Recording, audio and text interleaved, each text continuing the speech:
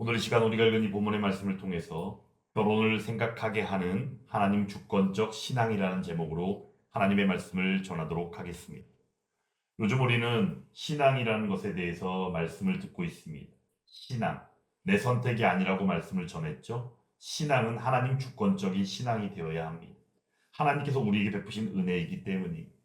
그러므로 하나님 주권적 신앙에서의 우리의 일상은 어떠해야 할까 지난주에 말씀을 전했고 오늘은 결혼에 대해서 말씀을 전하도록 하겠습니다. 우리가 사는 이 시대는 결혼을 기피합니다. 그러므로 가정이 붕괴되는 시대를 살고 있습니다. 요즘 많은 사람들이 결혼에 대해서 말하면 이렇게 말들을 많이 하더라고요. 굳이 할 필요가 있을까? 경제적으로 볼 때 힘들기만 한 거 아닌가? 그리고 가족에게 혹시라도 짐이 될까봐 두려운 마음이 있다라고 말하죠. 그리고 때로는 상처받느니 차라리 혼자 사는 게 낫다라고까지 말하는 지경이 되었다는 겁니다. 그런데 이러한 말들이 너무나도 자연스럽게 되었고 또한 많은 이들에게 공감을 얻는다는 게 문제가 됩니다. 혼자 사는 삶이 기본값이 되어버린 이 시대. 결혼은 선택지 중에 하나가 되어버린 이 시대. 그리고 결혼 후에 있을 출산이나 양육은요, 더욱더 생각하기도 싫을 정도로 힘들다라고 여깁니다. 그런데 이러한 일들에 대해서 가볍게 정제하고자 오늘 말씀을 준비한 것이 결코 아닙니다. 현 시대의 구조적인 어려움이 분명히 있음을 저도 인정하기 때문입니다. 주거 불안이라든가 그리고 과도한 집값이나 또한 생계에 대한 부담이 있고 고용의 불안이나 그 외에 장시간 노동을 해야 되는 그러한 일들로 인하여 우리의 인생이 혹시라도 소진되어 버리면 어떻게 하나 하는 두려움도 있습니다. 그리고는 자녀를 낳게 된다면 양육하고 교육하기 위하여 들어가는 비용에 대해서도 미리 계산하는 어떤 어려움이 있습니다. 그러므로 관계가 불신되어지는 때, 그리고 이기적인 문화로 말미암아 자기 자아에 대한 어떤 편리를 주장하려는 일들, 그리고 더 나아가서는 결혼을 사랑으로 결합되어지는 하나의 연합으로 보는 것보다는 오히려 로맨스가 떠나서 스펙이나 조건, 그리고 어떤 거래와 같은 일들처럼 보여지는 풍조까지 시대 가운데 있다라는 겁니다. 그러므로 사람들은 이 결혼에 대하여 생각할 때 사랑의 약속으로 이야기하기보다는 어떻게 보면 손익 계산을 먼저 하는 시대가 되어버렸다라는 거죠. 그러므로 이것을 우리는 이렇게 이야기할 수 있습니다. 결혼하면 행복할까? 라고 말하기보다는 결혼하면 언제까지 그 결혼 생활을 유지할 수 있을까를 염려하는 시대가 되어버렸다라는 겁니다. 그런데 결혼을 기피하게 되어지고 가정이 붕괴되어지는 이 시대에 문제는 단지 경제적이고 눈에 보이는 문제 때문만은 결코 아니더라라는 거죠. 더 깊은 뿌리가 있다는 겁니다. 지금이 하나님의 질서가 완전히 무너진 시대이기 때문에 우리는 그것을 그곳으로부터 시작하고 볼 필요가 있습니다. 결혼을 하나님께서 세우신 언약으로 보기보다는 내 욕구를 채우는 어떤 상품으로 보기 시작할 때 결혼은 언제든지 갈아탈 수 있는 계약이 되어버리기도 하고 가정은 또한 감당할 수 없는 짐이 되어버릴 수밖에 없다는 겁니다. 그러므로 오늘 우리는 다시 한번 묻고 이 결혼에 대해서 생각해 보고자 합니다. 하나님 주권적 신앙으로 결혼을 생각한다는 것은 결국 무엇일까요? 세상은 결혼에 대해서 내가 만들어내는 행복 어떤 프로젝트 같이 얘기합니다. 하지만 성경에서는 결혼을 그렇게 말하지 않습니다. 무엇이라 말할까요? 하나님이 세우신 언약의 자리로 본다는 겁니다. 만약 진정 하나님 주권적 신앙으로 살고 있다면 오늘 말씀의 제목이 어떻습니까? 하나님 주권적 신앙으로 결혼을 바라보라는 것으로 말씀합니까? 결국 그게 아니에요. 반대로 생각할 필요가 있습니다. 아니, 반대가 아니라 바르게 볼 필요가 있다는 거죠. 저는 하나님 주권적 신앙으로 결혼을 바라보기보다는 결혼을 생각할 수밖에 없게 하는 하나님 주권적 신앙이라는 거예요. 그러므로 하나님 주권적 신앙 안에 있다면요, 어떻게 하든지 결혼에 대해서 긍정적인 생각을 가질 수밖에 없다는 것을 오늘 말씀을 통하여 전하고자 하는 겁니다. 어떤 어려움이 있다 할지라도 능히 이길 수 있게 하시는 하나님의 주신 그 선물인 믿음을 통하여 말이죠. 그러므로 오늘 이 시간 결혼에 대한 성경적 이해를 분명하게 함으로 결혼을 생각하고 결혼에 대해 꿈을 꾸며 하나님 앞에 늘 기도하며 나아가는 이 시대에 살아가는 하나님의 자녀들이 다 될 수 있기를 주님의 이름으로 축원합니다. 결혼은요, 인간의 발명품이 아닙니다. 인간이 세운 어떤 제도도 아닙니다. 하나님의 설계하심 가운데 있다는 겁니다. 오늘 본문의 말씀 가운데 18절 말씀 한번 같이 읽어보겠습니다. 18절 말씀. 여호와 하나님이 이르시되 사람이 혼자 사는 것이 좋지 아니하니 내가 그를 위하여 돕는 배필을 지으리라 하시니라. 아멘. 여기서 결정적인 사실이 바로 이겁니다. 우리는 결혼할 때 일반적으로 어떻죠? 남자가 여자에게 프로포즈를 합니다.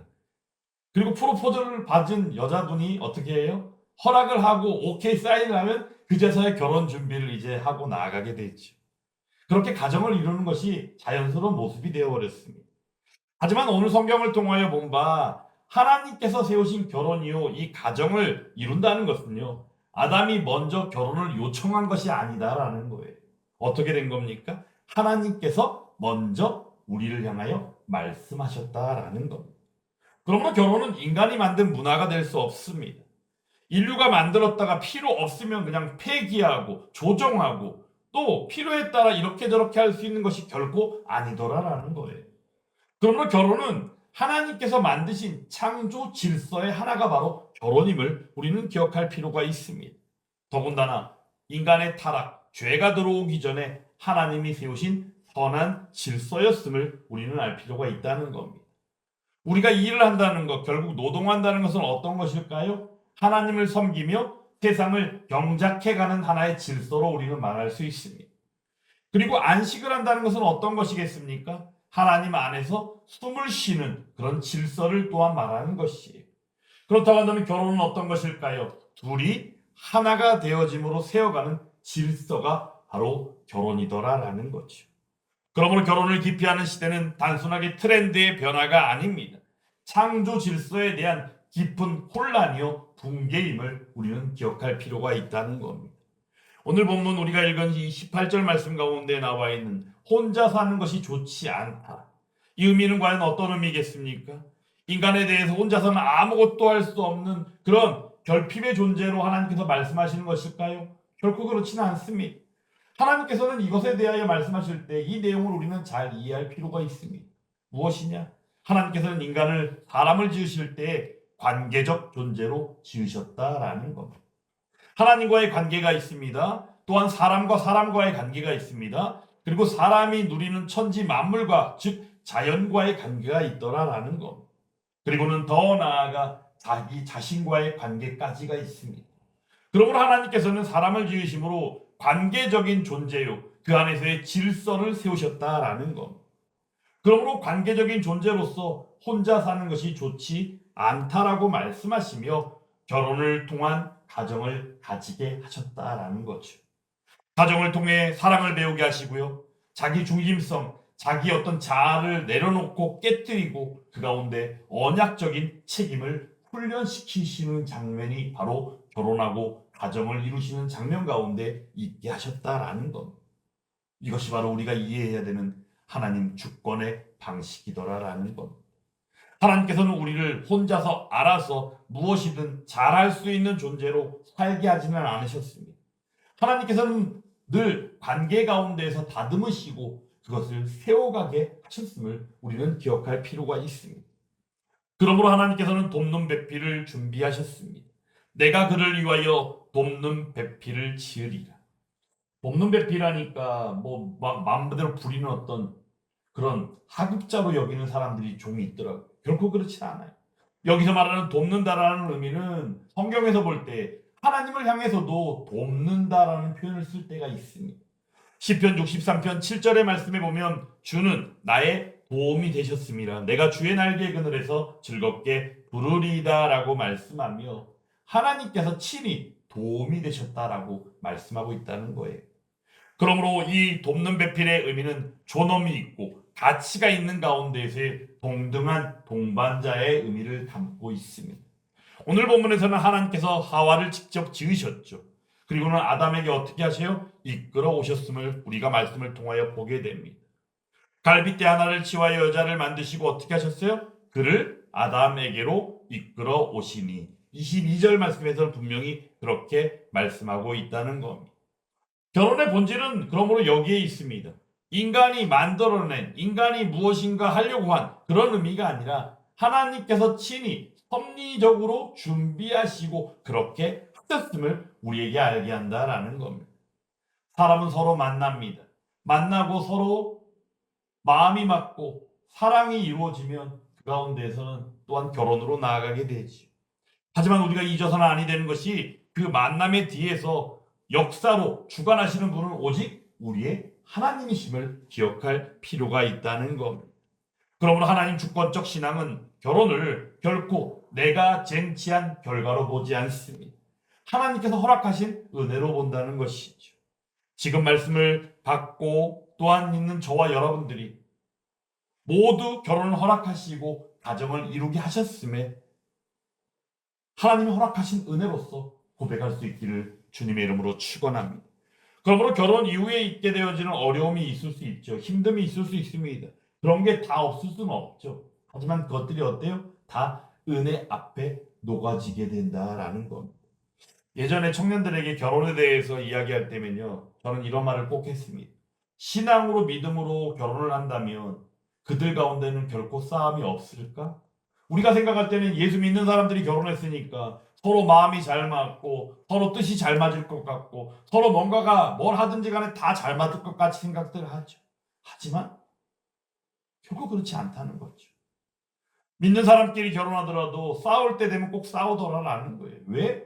서로 뜻이 안 맞을 때가 있고 생각이 다를 때가 분명히 있기 때문이에요. 그러면 어떻게 보면 믿는 사람끼리 결혼한데도 더 싸우는 사람들도 있더라라는 거죠. 하지만 중요한 것은 믿는 사람들끼리 결혼했다는 것을 의미 안에서 볼 때 핵심은 바로 무엇이냐? 싸우지 않는다? 아니, 싸우더라도 하나님께서 그들의 마음을 움직이셔서 그들이 그것을 이겨내게 하신다라는 겁니다. 그러므로 믿는 자들끼리의 기도는 바로 그러한 의미를 담고 있습니다. 하나님의 뜻, 하나님의 이루심, 하나님이 세우심, 하나님께서 이기게 하심이 그들 가운데는 존재하더라라는 것.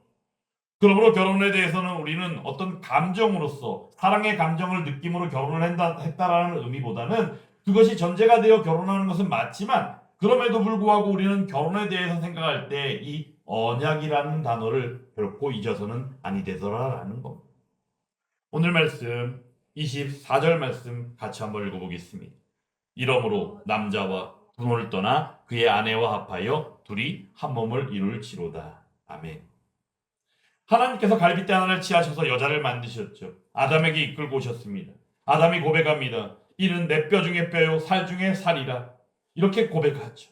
즉 남자에게서 취하였은즉 여자라 부르리라 하고 그 이름을 지어주기까지 합니다. 실제적으로 하나님께서는 천지 만물들의 이름을 아담에게 짓게 그대로 내버려 주셨어요. 그 의미 안에서 핵심은 바로 무엇이냐면 하나님의 일을 맡은 선한 청지기로서의 모습을 그에게 위임하셨고 또한 그 이름을 짓게 하심 가운데 인격적인 우리의 하나님의 그 존재를 드러나게 하시며 또한 그 안에서 하나님을 믿는 믿음이 얼마나 우리에게 중요하며 핵심인가를 알게 하시는 장면이 바로 천지 만물의 세계에 이름을 짓게 하시는 아담의 역할이 드러나 있다는 겁니다.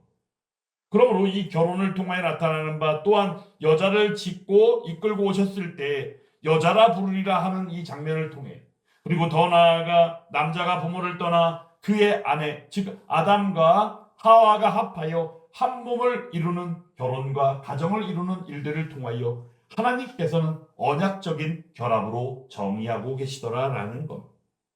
오늘 말씀 가운데 이 떠난다는 의미는 무엇을 의미하겠는가? 바로 새로운 책임이 주어졌다는 겁니다. 그리고 새로운 질서의 시작임을 알게 한다는 겁니다. 내용즉슨 가정이라는 것을 의미하는 것이. 그리고 합한다는 의미를 통하여 결코 끊어지지 아니하는 결속으로서의 연합을 의미하고 있습니다. 그러므로 한 몸은 결국 전인격적인 연합이 됩니다. 육체적으로 한 몸이 되고 정서적으로 한 몸이 되고 그 삶이 전체가 다 한 몸을 이룬 언약적인 결합임을 말씀하고 있는 것이. 세상에서는 결혼을 감정의 지속으로 봅니다. 사랑하는 마음, 나중에는 애증이라는 마음까지 담아서 어쩔 수 없이 결혼을 유지한다라고 표현하는 이들도 있을 정도니까요. 그러므로 감정이 식어버리면 이제는 끝이다라고 사람들은 흔히 말합니다. 하지만 우리가 기억할 것, 언약은 결코 다르다라는 것. 언약은 감정이 흔들릴 때면 더욱더 빛날 수 있습니다. 이유는 간단합니다. 언약은 어떤 느낌이 아니라 약속이기 때문입니다.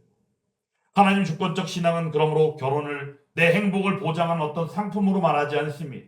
하나님 앞에서의 언약적인 예배로 바라보게 하신다라는 것. 사랑하는 여러분, 이미 결혼을 했거나 결혼을 앞두고 있거나 결혼을 하려는 마음이 있는 여러분들, 온전히 하나님 앞에서의 언약적 예배로서 결혼을 또한 가정을 이루게 하시는 하나님의 은혜가 있음을 분명히 기억하는 저와 여러분들이 다 되기를 간절히 원합니다. 이 시대 가운데는 이 결혼에 대해 잘못 생각하는 경우들이 있습니다. 두 가지가 있어요. 근데 그것은 극단입니다. 그게 극단을 이루어요. 극과 극인 것이죠. 근데 극과 극을 이루는 이러한 일들은 주로 누가 쓰는 수법이에요? 사단 마귀가 쓰는 수법이더라라는 겁니다. 사단 마귀가 쓰는 수법은 이 시대 가운데 이 결혼에 대한 생각조차도 그렇게 두 극단으로 나아가게 합니다. 첫 번째로는 결혼을 우상으로 여기는 사람들이 있습니다.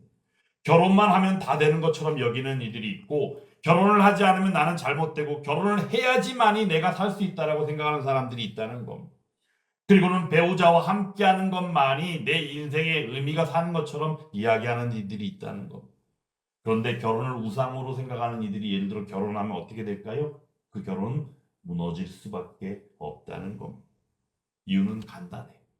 배우자인 상대에게 너무나도 많은 것들을 요구하고 더 나아가 집착하는 일이 나타나기 때문입니다. 그리고 두 번째로는 결혼 자체를 혐오로 여기는 사람들이 있다는 겁니다. 여러분들 기억하시는지 모르겠어요. 예전에 한국 영화 중에 결혼은 미친 짓이다라는 영화가 있었습니다. 그 영화에서 드러내는 내용이 결국은 어떤 건지 아십니까? 어느 누구든지 떠올릴 수 있는 인간적 관계의 필요를 채우기 위한 방편으로 결혼을 대하고 있다는 거예요. 그러므로 그 가운데 나타난 여러 가지 모습들, 생각, 행동들이 그 영화 속에 배어져 있죠. 결국은 결혼 자체를 대하는 자세가 결혼은 속박이다. 가정을 가진다는 건 불행의 시작이다. 그러므로 혼자가 더 안전하고 편하다라고 얘기하며 그러한 것들을 즐기고 나아가는 내용들이 영화의 내용 속에 있다는 겁니다.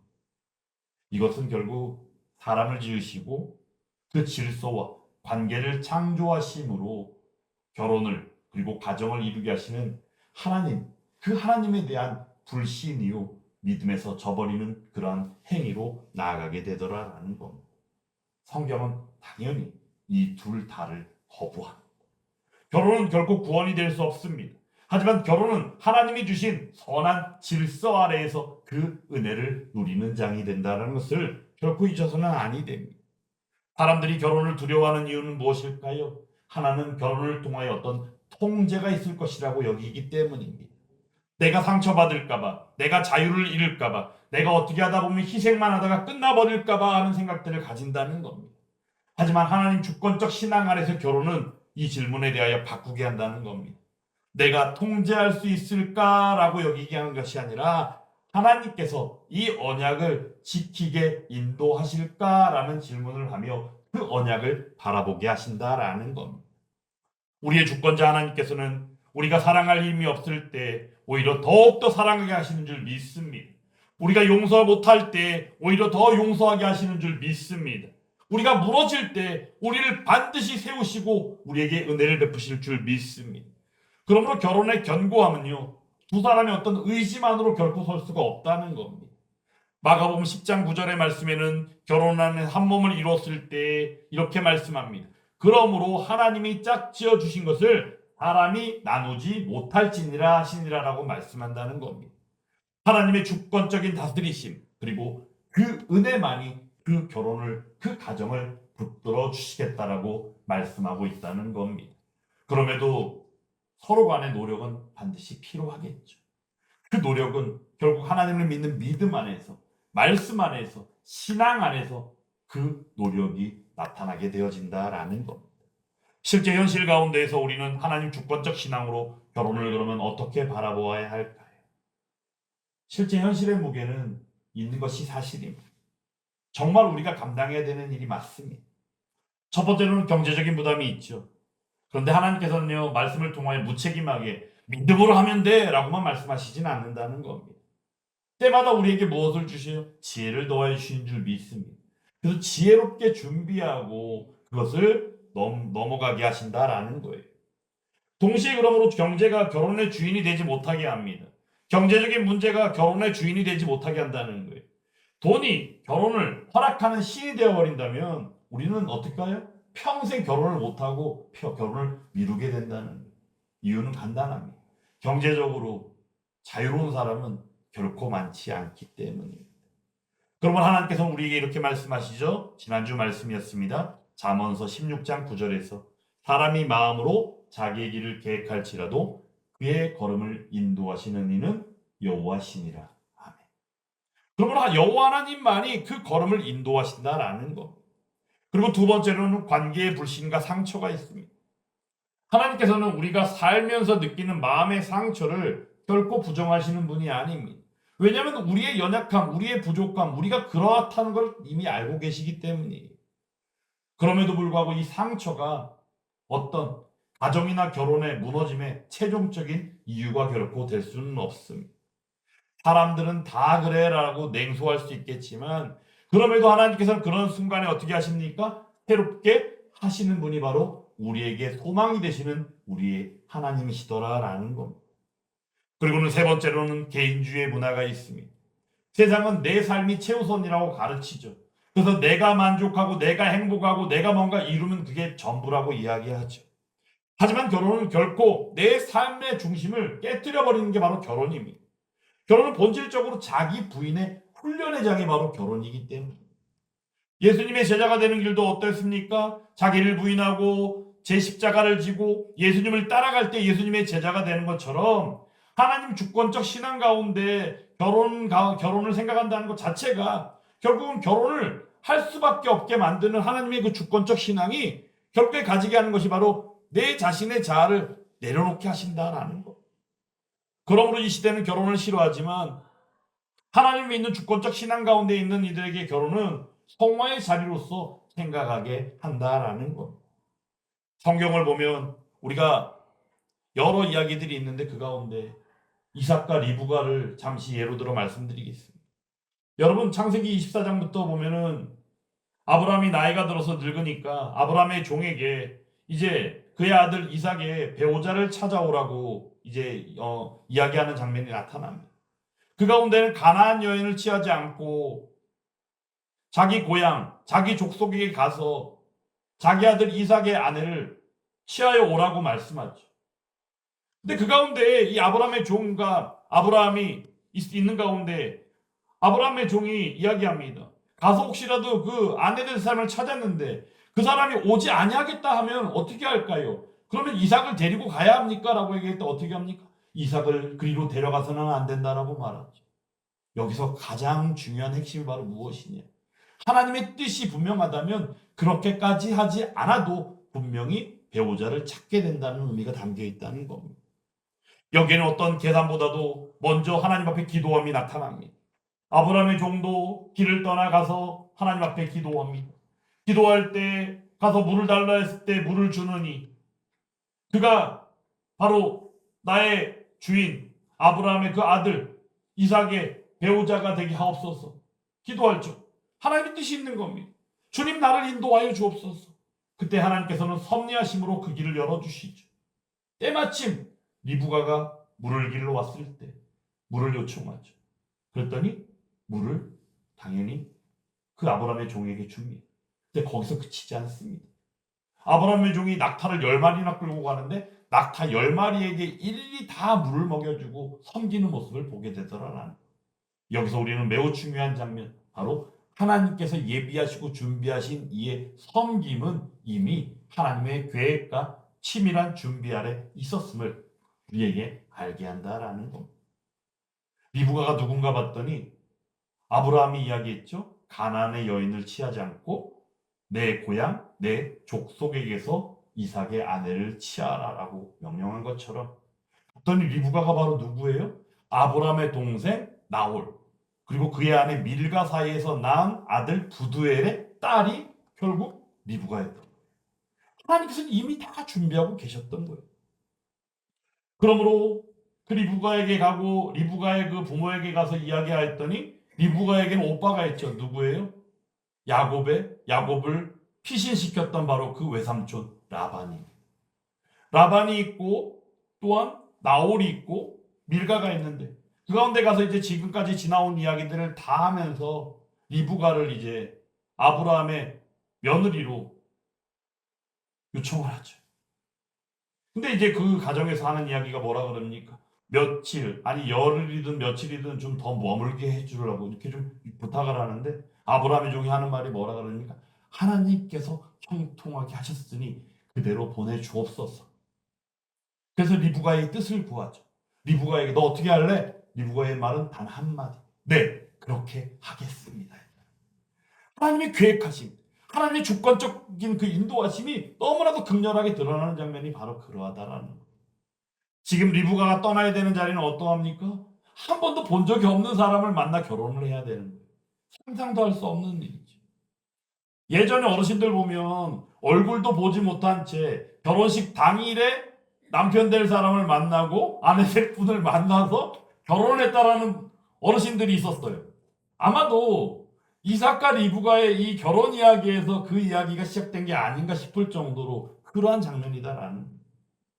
그런데 더 중요한 건 먼 곳으로 어느 누구 하나 의지할 곳 없는 전혀 진짜 그래서 전혀 미래가 안 보이는 그곳으로 떠나겠다라는 말 한마디.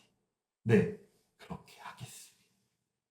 이것은 결국 하나님 주권 가운데 주신 예비와 계획하심 가운데 섭리가 아니면 결코 있지 아니한 일이더라라는 것. 우리가 룻과 보아스의 이야기만 보아도 어떠합니까? 엘리멜렉과 나오미가 있습니다. 두 아들이 있습니다. 말론과 기련이 있죠. 땅에 기근이 들어서 어디로 피합니까? 모압 땅으로 피합니다. 모압 땅으로 피하여 피신하여 거기서 생활하는 가운데 두 며느리를 얻습니다. 오르바와 루시죠. 근데 참 기고하게도 나오미의 남편 엘리멜렉이 죽고 결혼하고 났는데 두 아들 말론과 기련도 죽습니다. 그러니까 의지할 것 없고 두 며느리 보기도 미안한 거예요. 그러니까 나오미가 뭐라 그럽니까? 이제는 나를 떠나도 좋다. 내가 너에게 해줄 수 있는 것이 없으니 괜히 짐이 되기 싫구나. 나를 떠나도 좋다 했을 때 오르바는 슬피 울며 떠나갔죠. 하지만 롯은 어떻게 했습니까? 어머니가 계시는 곳에 저도 있고 어머니가 가시는 곳에 저가 같이 가겠습니다. 당신의 백성이 나의 백성이며 당신의 하나님이 바로 나의 하나님입니다. 고백하며 베들레헴으로 돌아갈 때 함께 돌아가게 되죠. 그 가운데 하나님께서는 계대제도, 즉 고엘 제도라는 것을 통하여 친족들 가운데 아내를 잃었는데 형제가 없다면 그 아내와 혼인을 해야 되고 또한 그 집안에 있는 재산 가운데 그것의 값을 물어주고 그 집안을 책임지는 이 계대제도 고엘 제도를 통하여 룻과 보아스가 우연적인 만남 가운데에서 보이지만 그 안에서 그들이 혼인을 하게 되어지는 일이 성경을 통하여 있다는 겁니다. 결국은 룻과 보아스가 아들을 낳죠. 오벳입니다. 오벳이 아들을 낳습니다. 이새입니다. 그 이새의 아들이 누굽니까? 바로 다윗입니다. 이처럼 하나님께서는 하나님의 준비하신 계획하심 가운데 그 섭리를 통하여 주권하심으로써 룻과 보아스의 사랑 이야기를 다듬으시고 그들이 결혼하며 가정을 이루게 하셨다라는 겁니다. 사랑하는 여러분, 우리가 꿈꾸는 우연이 아닙니다. 하나님의 섭리로서 예비하시고 일하심으로 그 결혼을 생각하게 하시는 줄 믿습니다. 결혼의 목적은 그러므로 우리에게 행복이 전부가 될 수 없습니다. 우리는 늘 행복을 추구하며 살죠. 행복을 추구한다는 것 자체가 결코 죄가 될 수는 없습니다. 그럼에도 불구하고 결혼의 목적이 행복이라고만 말할 수 없는 것이죠. 결혼을 통하여 하나님께서는 우리를 어떤 편한 사람으로 만들기보다는 거룩한 사람으로 만드신다라는 겁니다. 결혼은 내 이기심을 드러낼 때가 있습니다. 내 방식만 옳다고 여기는 교만이 있을 수 있고 내가 중심이 되고 싶은 욕망이 일 때가 있습니다. 그리고는 인정받고 싶어하는 어떤 불안 같은 것이 있습니다. 더 나아가선 사회적인 관계에서 힘듦을 해소하는 어떤 장소로 여기는 그런 마음까지 있습니다. 하지만 하나님께서는 배우자를 통하여 가정 가운데 그것을 비추시고 다듬으신다라는 겁니다. 그러므로 결혼은 가정은 성화의 교육장이 되고 실제 현장이 된다라는 거죠. 그리고 더 나아가서는 복음의 그림자인 바로 그리스도와 교회를 드러내기도 합니다. 성경에서는 결혼에 대하여 궁극적으로 복음을 비추는 거울로서 말씀합니다. 에베소서 5장 20절로 25절 말씀인데 우리 한번 같이 찾아보겠습니다. 에베소서 5장 20절로 25절 말씀입니다. 에베소서 5장 20절로 25절 말씀.